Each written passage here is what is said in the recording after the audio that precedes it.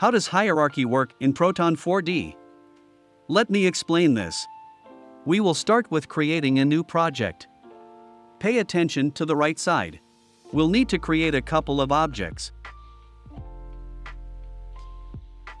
If we press and hold on any object from hierarchy, a pop-up will be shown through which we can do some actions. If we press and hold and then move our finger, then we will have the possibility to change the order or the parent of this object.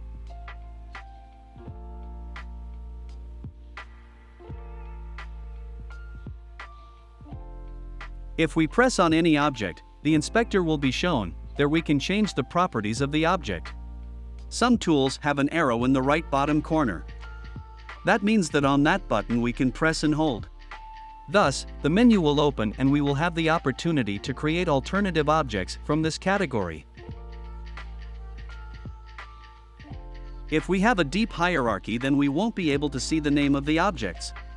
To fix that, we have a slider at the bottom of the hierarchy that can be moved from left to right and vice versa. On top we also have a controller with whom we can change the size of quick actions.